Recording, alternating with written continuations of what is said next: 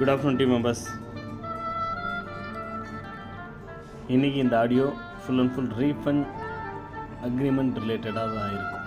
Okay, எந்த அளவுக்கு குயிக்காக முடிக்க முடியுமோ அந்த அளவுக்கு நான் குயிக்காக கம்ப்ளீட் பண்ணுறேன் இன்ஃபர்மேஷனை. ஏன்னா எல்லோரும் கேட்கணும், ரொம்ப லென்த்தாக போனாலும் கேட்க மாட்டேன்றீங்க.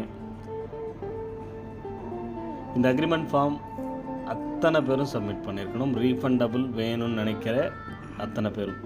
ஆல்ரெடியே நான் ரீஃபண்டபிள் எனக்கு ரிசீவ் ஆகிடுச்சு, இன்னும் ஒர்க்கிங் வாலெட் அமௌண்ட் மட்டும்தான் ரிசீவ் ஆகலை அப்படின்னாலும் அவங்களும் சப்மிட் பண்ணணும் கண்டிப்பாக. ஓகே, ஆல்ரெடி எனக்கு ரெண்டுமே கிடைச்சிருச்சு அப்படின்னு யாராவது இருந்தீங்கனாலும் இந்த 13 பாயிண்ட் செலக்ட் பண்ணவங்களாம் இருப்பீங்க. ஸோ அவங்கெல்லாம் கண்டிப்பாக என்ன பண்ணணும், ஃபில் பண்ணணும். நீங்கள் பண்ண மாட்டீங்கன்னு தெரியும், பட் பண்ணணும்னு நினைக்கிறவங்க யாராவது இருந்தீங்கன்னா கண்டிப்பாக ஃபில் பண்ணுங்கள். ஓகே, ஸோ ஏன்னா அவங்களும் பண்ணணும், அத்தனை பேருமே தான் பண்ணணும். ஓகே, இந்த இன்ஃபர்மேஷன் உங்கள் டவுன்லைனருக்கு கொண்டு போய் சேருங்க அத்தனை ஆக்டிவ் மெம்பர்ஸும். நான் ரீஃபண்டபிள் சூஸ் பண்ணியிருந்தேன் அப்படின்னாலும் உங்களுக்கு நீங்கள் யாரையாச்சும் டவுன்லைன் கொடுத்துருந்தீங்கன்னா அவங்களுக்கும் கண்டிப்பாக தெரியப்படுத்துங்க. எஸ்பிஓலேருந்து பேமெண்ட் வரணும்னா இந்த ஃபார்ம் இன்றைக்கி சாட்டர்டே ரைட், நெக்ஸ்ட்டு சாட்டர்டே வரைக்கும் மட்டும்தான் இருக்கும். கரெக்டாக 7 days இருக்கும் இந்த ஃபார்ம். அதுக்கப்புறம் இந்த ஃபார்மை ஸ்டாப் பண்ணிவிட்டு தான் நம்ம ரீஃபண்டபிளே ப்ராசஸ் பண்ண போகிறோம். ரைட், அதுவும் எப்படி பண்ண போகிறோம், அந்த ஃபார்மை ஸ்டாப் பண்ணிவிட்டு நாங்கள் அந்த ரீசெண்டாக கடைசியாக யாரெல்லாம் டிசம்பர் மாதம் ஜாயின் பண்ணாங்களோ ஸோ அவங்கலேருந்து ஸ்டார்ட் பண்ண போகிறோம். அதுக்கு இந்த ஃபார்மை ஸ்டாப் பண்ணால் தான் முடியும். ரைட், வந்துக்கிட்டே இருந்துச்சுன்னா அது கன்ஃபியூஷன் ஆகும்.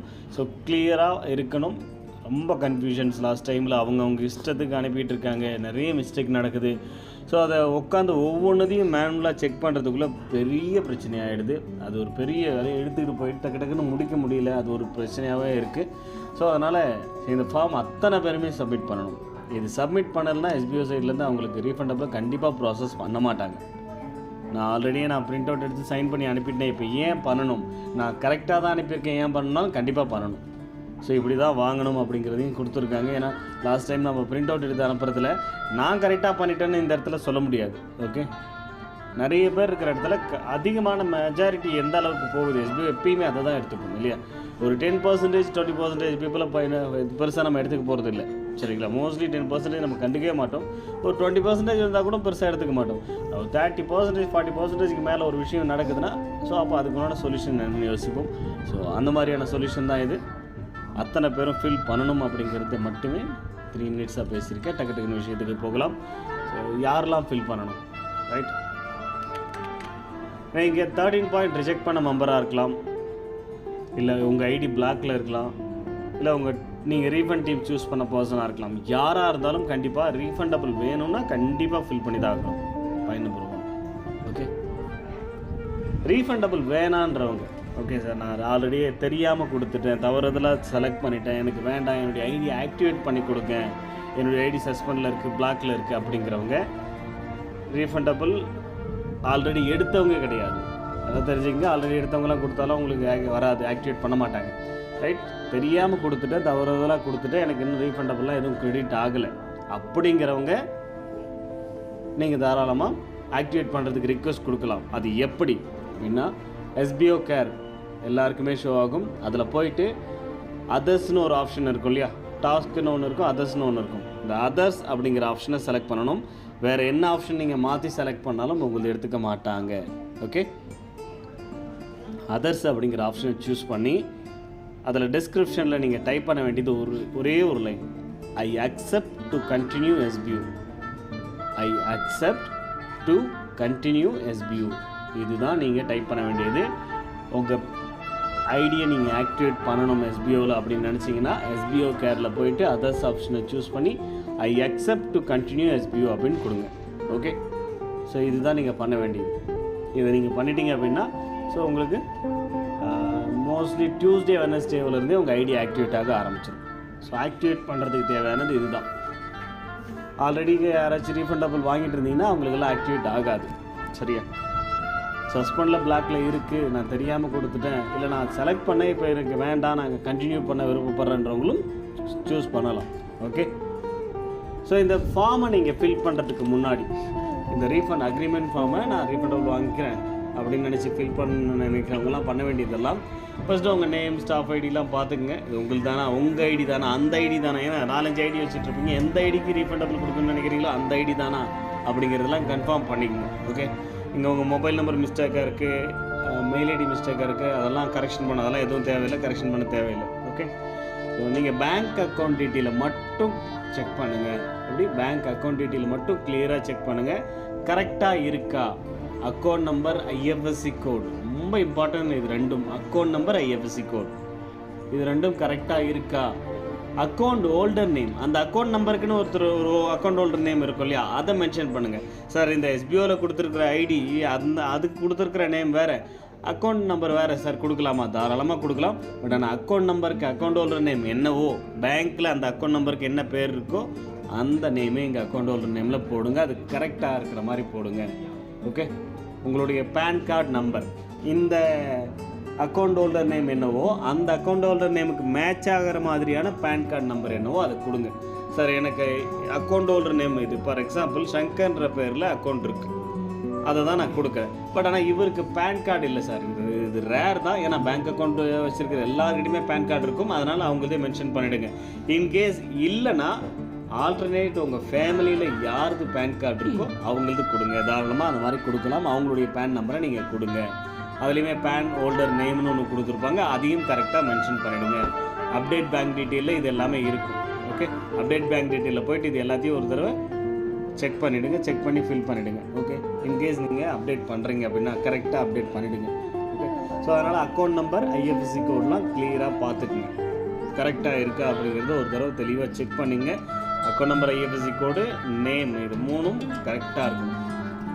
சரியா? Account number, account holder name, IFSC கோடு எத்தனை தடவை சொல்கிறோம் பாருங்கள். மறுபடியும் தப்பு பண்ணிட்டீங்க அப்படின்னா மறுபடியும் அதுக்கான சான்ஸ் கிடைக்காது.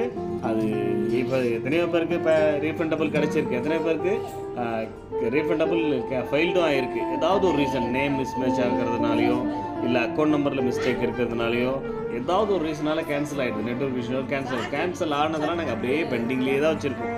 அதெல்லாம் பொறுமையாக தான் பார்த்து செக் பண்ணி மூவ் பண்ணோம். ரொம்ப டிலே ஆகும். ஆல்ரெடி எங்கள் டிலேவாக தான் எல்லா பேமெண்ட்டும் கிடச்சிட்ருக்கு. ஸோ அப்படி இருக்கும்போது நீங்கள் இன்னும் ஏதாவது மிஸ்டேக் பண்ணி இன்னும் டிலே ஆகிறதுக்கான சான்ஸை உருவாக்காதீங்க. ஓகே, ஸோ ஃபஸ்ட்டு பாயிண்ட்டே இதில் உங்களுடைய மேலே இருக்கிற பேங்க் டீட்டெயிலாம் கரெக்டாக செக் பண்ணிட்டீங்களா அப்படிங்கிறது தான். அது இங்கே இருக்கிற அத்தனை பாயிண்ட்டும் டிக் பண்ணணும். எப்படி அத்தனை பாயிண்ட்டும் டிக் பண்ணணும், எல்லாத்தையுமே பொறுமையாக, எப்படி ரொம்ப பொறுமையாக உட்காந்து படித்து பாருங்கள். தமிழில் டிரான்ஸ்லேட் பண்ணி படிங்க. ஒன்றும் அவசரம் இல்லை, 7 days 7 நாள் டைம் இருக்குது. பொறுமையாக உட்காந்து ஒவ்வொரு பாயிண்ட்டாக படித்து பார்த்து அதுக்கப்புறமா சப்மிட் பண்ணுங்கள். ஓகே, ஸோ கிளியராக கொடுத்துருப்பாங்க. மொத்தம் உங்களுக்கு கிட்டத்தட்ட ஒரு 20 பாயிண்ட்ஸ் இருக்கும். ஒவ்வொரு பாயிண்ட்டையுமே கிளியராக உட்காந்து என்ன போட்டிருக்காங்க அப்படிங்கிறத தெளிவாக படித்து பார்த்து அதுக்கப்புறம் சப்மிட் பண்ணுங்கள். ஸோ இதில் நம்ம மேஜராக தெரிஞ்சிக்க வேண்டிய பாயிண்ட் என்னென்னா, டக்குனு சார் இதை மட்டும் சொல்லுங்கள் சார், எவ்வளோ சார் டிடக்ஷன் ஆகும்? ஆஸ் யூஸ்வல் 18% மட்டும்தான், வேறு எந்த டிடக்ஷன் நம்ம ஆல்ரெடி அந்த பஞ்சாயத்தில் முடிச்சிட்டோம். பிடிக்கலான்னு நினச்சி அதுக்கப்புறம் ஸோ நிறைய பேருடைய ரிக்வஸ்ட்டாக இருந்ததுனால நம்ம அதை அக்செப்ட் பண்ணியாச்சு. எதுவும் வேறு எந்த டிடக்ஷனும் கிடையாது, ஒன்லி ஜிஎஸ்டி டிடக்ஷன் மட்டும்தான். ஸோ இதையுமே நம்ம ஆல்ரெடி சொன்னதான். ஸோ நான் பே பண்ணது 18% போயிடுது. ஸோ ஒர்க் பண்ண பேமெண்ட் வரும்போது அந்த பேமெண்ட்டு இந்த 18% ஈக்குவல் பண்ணுற அளவுக்கு இருந்ததுன்னா ஓகே. அப்படி இல்லை, அதுவுமே ரொம்ப கம்மியாக தான் இருக்குன்னா இந்த 18% உங்களுக்கு சேர்த்து க்ரெடிட் பண்ணுற மாதிரியான ஆப்ஷனும் கண்டிப்பாக நாங்கள் ட்ரை பண்ணுவோம். ஓகே, ஸோ ஆல்ரெடி சொன்ன அதே பாயிண்ட்ஸ் தான். மற்றபடி ஆஸ் யூஸ்வல் இதில் டர்ம்ஸ் அண்ட் கண்டிஷன்ஸ் என்னென்ன அப்படிங்கிறதுலாம் கொஞ்சம் டீட்டெயிலாக ஒரு 20 பாயிண்ட்ஸ் கொடுத்துருக்காங்க. அதெல்லாம் உட்காந்து டீட்டெயிலாக படித்து பாருங்கள். ஸோ ரொம்ப இம்பார்ட்டண்ட், நீங்கள் இதை ஃபில் பண்ண டேட்லேருந்து, ஓகே, இந்த ஃபார்மை ஃபில் பண்ண டேட்லேருந்து நம்ம சைட்லேருந்து அதை அப்ரூவல் பண்ணுவாங்க. ஓகே, எனக்கு தெரிஞ்சு நீங்கள் நம்ம சாட்டர்டே ஸ்டாப் பண்ணுறோம் அப்படின்னா சாட்டர்டேவிலேருந்து என்ன பண்ணுவாங்க, அடுத்த ஒரு 2 to 3 days எனக்கு தெரிஞ்சு செக் பண்ணி அப்ரூவலுக்கு மூவ் பண்ணிவிடுவாங்க. மூவ் பண்ணிட்டாங்கன்னா அதிலேருந்து 30 daysலேருந்து 60 working days, 30 to 60 working daysக்குள்ளே உங்கள் பேமெண்ட் உங்களுக்கு கிரெடிட் ஆகும். சார் 3 மாதத்துக்கு வராதுன்னு நீங்கள் தானே சார் சொன்னீங்க. அப்போ ரெகுலராக நோட்டீஸ் போர்டை வாட்ச் பண்ணலன்னு அர்த்தம். 3 மாதத்துக்கு அப்புறம் தான் போட்டதாக முடிவு பண்ணியிருந்தோம். அதுக்கப்புறம் நிறைய பேருடைய பிரச்சனைகள், ரைட், நிறைய இஷ்யூஸ் க்ரியேட் ஆனதுனால அந்த ரிக்வஸ்ட்டையும் நம்ம அக்செப்ட் பண்ணிட்டோம். சரிங்களா, மேனேஜ் பண்ணிக்கலாம். எஸ்பிஓ ஹேண்டில் பண்ணணும். இது எஸ்பிஓவுக்கு உண்டான பிரச்சனை. அது மக்கள் அந்த அளவுக்கு அதில் ரிஸ்க் எடுக்க தயாராக இல்லை. எஸ்பிஓ ஹேண்டில் பண்ணணும்னு முடிவு பண்ணியாச்சு நம்ம. ஸோ யாருக்கும் எந்த டிடக்ஷனும் பெருசாக எக்ஸ்ட்ரா 18% டிடக்ஷனோ இல்லை ரொம்ப 30 days 3 monthsக்கு மேலே வெயிட் பண்ண வைக்கிறதோ அதெல்லாம் வேண்டாம். நம்ம ஆஸ் யூஷுவல் போட ஆரம்பிச்சிடலாம் அப்படிங்கிறதா. ஸோ அதனால் minimum 30 days, maximum 60 working day, இது எல்லாமே ஒர்க்கிங் டேஸுங்க, சரியா? ஸோ அந்த ஒர்க்கிங் டேஸ்க்குள்ளே உங்களுக்கு கிரெடிட் ஆகிடும் அப்படிங்கிறது தான். ஸோ இதில் எந்த ஒரு எக்ஸ்டென்ஷனும் இருக்காது. ஓகே, இதை நம்ம நேரடியாக சப்மிட் பண்ண போகிறோம் லீகல் டீம் கூட. அதனால் இதில் எந்த ஒரு எக்ஸ்டென்ஷனுமே இருக்கக்கூடாது அப்படின்னு சொல்லியிருக்காங்க. ஸோ நாங்கள் மேக்ஸிமம் டேட் தான் கொடுத்துருக்கோம், 60 ஒர்க்கிங் டேஸ்க்குள்ளே கண்டிப்பாக நாங்கள் முடிச்சிடுவோன்னு. ஸோ நீங்கள் சப்மிட் பண்ணி இப்போ நெக்ஸ்ட் சாட்டர்டே நம்ம ஸ்டாப் பண்ணுறோம். என்றைக்கு ஸ்டாப் பண்ணுறோன்றதை நீங்கள் நோட்டீஸ் போர்டு ஃபாலோ பண்ணாலே தெரிஞ்சிடும், சரிங்க? அதிலேருந்து அந்த டேட்லேருந்து ஒரு 2 to 3 டேஸ்க்கு அப்புறம், ஒரு 2 to 3 டேஸ்க்கு அப்புறம் உங்களுக்கு அப்ரூவல் ஆகிடும். அங்கேயே காமிக்கும், பெண்டிங்னு காமிக்கும், அது அப்ரூவ்டுன்னு மாறிடும். அப்ரூவ் ஆன டேட்டில் இருந்து 30 to 60 ஒர்க்கிங் டேஸில் கிரெடிட் ஆகிடும், சரிங்களா? ஸோ ரொம்ப இம்பார்ட்டன்ட், இதையும் மைண்டில் வச்சுங்க. அடுத்து வேறு இதில் இம்பார்ட்டண்டான பாயிண்ட்ஸுங்க. ஸோ மற்றெல்லாம் ஜென்ரலாக நீங்கள் தெரிஞ்சிக்க வேண்டிய பாயிண்ட்ஸ் தான். ஓகே, ஸோ இந்த ஃபார்ம் நீங்கள் சப்மிட் பண்ணிட்டீங்க அப்படின்னா ஸோ அடுத்த இந்த 60 டேஸுக்கு யாரையும் டிஸ்டர்ப் பண்ணாதீங்க. எங்களுடைய ரிக்வெஸ்ட், அது ஒரு கண்டிஷனாகவே கொடுத்துருக்கோம். ஏதாவது உங்களுக்கு டவுட்ஸ் அது சம்மந்தமாக கேட்கணும்னா கான்டாக்ட் பண்ணுறதுக்கான ஒரே ஆப்ஷன் எஸ்பிஓ கேர் மட்டும்தான். இனிமேல் எல்லா விஷயத்துக்கும் எஸ்பிஓ கேர் மட்டும்தாங்க இருக்கும். எதுக்கு எடுத்தாலும் குரூப்பில் கேட்குறது, ப்ரைவேட் மெசேஜில் கேட்குறது, எனக்கு தெரிஞ்ச எல்லா மெயிலேடிக்கும் நான் கேட்பேன் அப்படின்னு சொல்லிட்டு கேட்குறது, அதெல்லாம் அவாய்ட் பண்ணுங்கள். ஓகே, ஸோ மெயிலெல்லாம் உட்காந்துட்டு இவ்வளோ லட்சக்கணக்கான மெம்பர்ஸ் இருக்கிற இடத்துல ரீப்ளை பண்ணிகிட்டு இருக்க முடிய மாட்டேங்குது, அவ்வளோ மெயில்ஸ் வந்துட்டு இருக்கு. ஸோ நிறைய போட்டவங்களே மறுபடியும் போட்டுருக்கீங்க. உட்காந்து ஒவ்வொன்றையும் செக் பண்ண வந்து ஒரே ஆள் கம்பல்சரி 2-3 மெயில் போடுறாரு ஒரே விஷயத்துக்கு. அவர் இன்றைக்கி மெயில் போட்டார்னா இன்றைக்கே ரீப்ளை வந்தோன்னு எதிர்பார்க்குறாரு. நம்ம 4 days 5 days பின்னாடியே தான் போயிட்டுருக்கோம், அவ்வளோ பெண்டிங் இருக்குது. ஸோ அது வேண்டாம். ஓகே, ஸோ எஸ்பிஓ கேர் கொஞ்சம் குயிக்காகவே முடியுது. So 1 or 2 டேஸ்க்குள்ளேயே முடிஞ்சிடுது. அதனால் நம்ம எஸ்பிஓ கேர் மட்டுமே பயன்படுத்துவோம். நீங்கள் ரீஃபண்டபிள் ரிலேட்டடாக என்ன கொஸ்டின்ஸ் கேட்குறதா இருந்தாலும் உங்களுக்கு எஸ்பிஓ கேர் அவைலபிலிட்டி இருக்கும். ஸோ நீங்கள் அங்கே கொஸ்டின் கேட்கலாம். அங்கே கொஸ்டின் கேட்டிங்கன்னா அங்கே கண்டிப்பாக ஆன்சர் வரும். அங்கே ஆன்சர் வராது யாருக்குமே இருக்காது. ஏன்னா அன்வான்ட் கொஸ்டின் இருந்ததுன்னா அதை ரிஜெக்ட் பண்ணுவாங்களே தவிர ஸோ ஆன்சர் வராத எந்த கொஸ்டினுமே இருக்காது. எல்லாத்துக்கும் ஒரு ஆன்சர் கிடைக்கும் கண்டிப்பாக. ஓகே, அதனால் எஸ்பிஓ கேரில் மட்டும்தான் உங்கள் கொஸ்டின்ஸ் என்னைக்கு பேமெண்ட் வரும். ஏன்னா நம்ம ஆல்ரெடி சொல்லியாச்சு 30 to 60 ஒர்க்கிங் டேஸ்.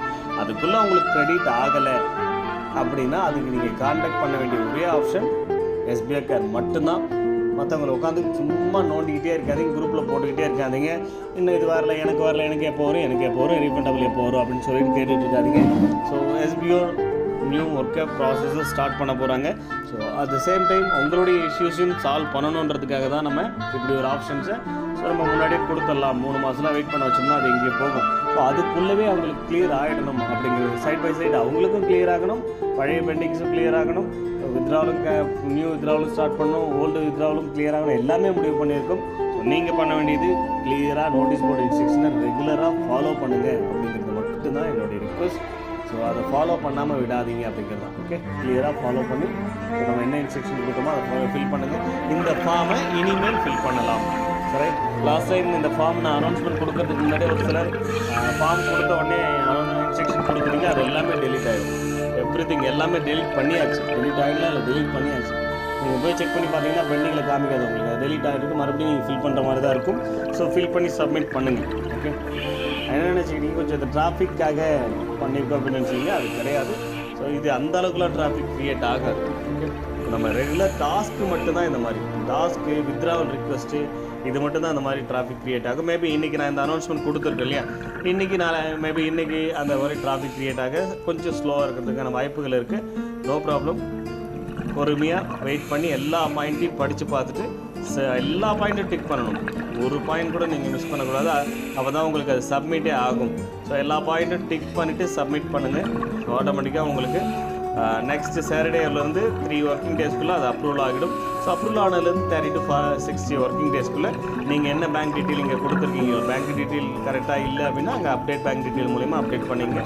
அந்த பேங்க் டீட்டெயிலுக்கு ஆட்டோமேட்டிக்காக பேமெண்ட் வரும். ஃபஸ்ட்டு நீங்கள் பே பண்ண அமௌண்ட்டு வந்துடும். அந்த பேமெண்ட் வந்ததுக்கான ப்ரூஃபை உங்களுக்கு இந்த பேமெண்ட் கிரெடிட் ஆனதும் இந்த இடத்துலவே இப்போ உங்களுக்கு என்னென்ன மெனு இருக்கும்னு பார்த்தீங்கன்னா எஸ்பிஓ கேர் இருக்கும், எஸ்பிஓ கேர் ஸ்டேட்டஸ் இருக்கும், ரீஃபண்ட் அக்ரிமெண்ட் இருக்கும், அப்டேட் பேங்க் டீட்டெயில் இருக்கும். சரிங்களா, இந்த அப்டேட் பேங்க் டீட்டெயிலுமே பார்த்தீங்கன்னா உங்களுக்கு சீக்கிரமாக அது மறைஞ்சிடும். ரைட், ஸோ அப்போ பேலன்ஸ் 3 மெனு மட்டும்தான் இருக்கும். ஸோ அடுத்ததாக என்ன ஆகும் அப்படின்னு பார்த்தீங்கன்னா உங்களுக்கு பேமெண்ட் கிரெடிட் ஆன உடனே ஒரு இன்ஃபர்மேஷன்ஸ் உங்களுக்கு இந்த டேஷ்போர்ட்லேயே வந்துடும். ப்ளஸ் அந்த ஒரு எக்ஸ்ட்ரா ஒரு மெனு வந்துடும். உங்களுடைய ப்ரூஃபை சப்மிட் பண்ணுறதுக்கான மெனு வந்துடும். ரீஃபண்ட் ப்ரூஃப் அப்லோட் அப்படின்னு சொல்லிட்டு ஒரு மெனு ஒன்று கொடுத்துருவாங்க. ஸோ அது வந்ததுமே நீங்கள் அப்லோட் பண்ணிக்க முடியும். ப்ளஸ் அதுவும் இல்லாத நாங்கள் உங்களுக்கு ப்ரைவேட்டாக ஒரு மெசேஜ்லேயோ இல்லை வாட்ஸ்அப்லேயோ இல்லை மெயிலையோ ஏதாவது ஒரு மெத்தடில் இன்ஸ்ட்ரக்ஷன் கொடுக்கறதுக்கான ஒர்க்கு ஸ்டார்ட் பண்ணியிருக்கோம். அதுவும் பாசிபிலிட்டி இருக்குது. ஏன் பாசிபிலிட்டி இருக்குதுன்னு சொல்கிறேன்னா, நம்பர் ஆஃப் மெம்பர்ஸ் நிறைய போகிறதுனால மேபி அதிகமாக போச்சுன்னா ஃபெயில்ட் ஆகிறதுக்கான வாய்ப்புகள் இருக்குது. அந்த மெசேஜோ எஸ்எம்எஸோ வாட்ஸ்அப் மெசேஜஸாக இருக்கட்டும் இல்லை மெயிலாக இருக்கட்டும் வாய்ப்புகள் இருக்குது. அதனால் ஒரு கன்ஃபர்மேஷன் கொடுக்காம சொல்கிறோம். ஸோ ரெகுலராக நீங்கள் நோட்டீஸ் போட பார்த்தீங்கனாலே தெரிஞ்சிடும் இப்போ எப்படி இன்ஸ்ட்ரக்ஷன் கொடுக்குறோம். பட் கண்டிப்பாக ப்ரைவேட்டாக கொடுக்கறதுக்கான வேலையை கண்டிப்பாக நாங்கள் செய்வோம். ப்ரைவேட்டாக உங்களுக்கு இன்றைக்கி பேமெண்ட் கிரெடிட் ஆகிடுச்சு, நீங்கள் செக் பண்ணிக்கலாம் அப்படின்னு சொல்லிட்டு தெரியப்படுத்துவோம். ஓகே, ஸோ இந்த மெத்தடில் நீங்கள் தெரிஞ்சுக்கலாம். ஸோ மோஸ்ட்லி இந்த ரீஃபண்ட் ரிலேட்டடான இன்ஃபர்மேஷன்லாம் சொல்லியாச்சு. மண்டே ஒர்க்கு ஸ்டார்ட் பண்ணுறதா சொல்லியிருந்தோம் இல்லையா? ஸோ மண்டே நம்ம எப்படி ஒர்க்கு ஸ்டார்ட் பண்ண போகிறோம், என்ன மாதிரியான ஒர்க் இருக்கும் அப்படிங்கிறது எல்லாமே உங்களுக்கு டீட்டெயிலாக நான் மண்டே அப்டேட் பண்ணுறேன். ஸோ மண்டே என்ன டைமுக்கு ஒர்க்கு ஸ்டார்ட் பண்ணுற மாதிரி இருக்கும் அப்படிங்கிறதையும் நான் மண்டே அப்டேட் பண்ணுறேன். வெயிட் பண்ணுங்கள். Okay, thank you.